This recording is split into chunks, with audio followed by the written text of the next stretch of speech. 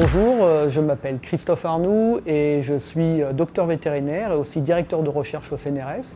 Et je dirige une équipe de recherche à l'Institut pour l'avancée des biosciences à l'Université Grenoble-Alpes qui travaille sur l'infertilité masculine et aussi sur la fertilité animale.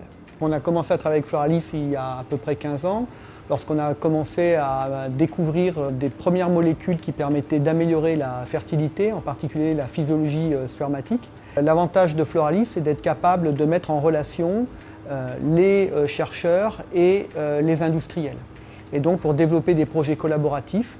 Et c'est dans ce cadre-là qu'on a travaillé avec Floralis depuis une quinzaine d'années maintenant. Le travail de Floralis est, je dirais, triple. D'abord, ils sont capables d'analyser, de regarder l'innovation thérapeutique qu'on est en train de créer, de savoir quel est son intérêt. Donc il y a un vrai travail de discussion autour de l'intérêt de l'innovation. Après, il y a un deuxième travail qui est évidemment l'enregistrement de cette innovation au niveau international pour les brevets, etc. Et puis, ils ont aussi cette capacité, ils ont un portefeuille d'entreprises avec lequel ils travaillent, où ils sont capables d'aller, dans notre cas, ils n'avaient pas de portefeuille, mais ils ont été capables d'aller chercher des entreprises qui pourraient être intéressées. Ils les contactent et puis ils disent, ben voilà, on a un chercheur à l'Université de Grenoble qui a telle innovation, est-ce que ça vous intéresserait d'en discuter avec le chercheur? Et l'idée étant, in fine, évidemment, que chaque brevet que l'on dépose avec Floralis soit utilisé par une entreprise et que le produit serve sur le marché. Par ailleurs, un point important, c'est qu'on a été parmi les premiers laboratoires sur Grenoble à avoir ce qu'on appelle un LabCom, donc un laboratoire commun université-entreprise.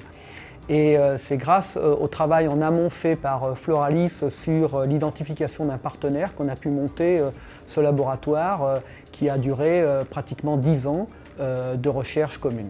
Actuellement, on travaille sur un projet permettant de restaurer la fertilité de patients infertiles qu'on appelle azoospermes, c'est-à-dire que c'est des patients qui ne produisent pas du tout de spermatozoïdes parce qu'ils ont une mutation génétique qui entraîne l'absence d'une certaine protéine indispensable à la spermatogénèse.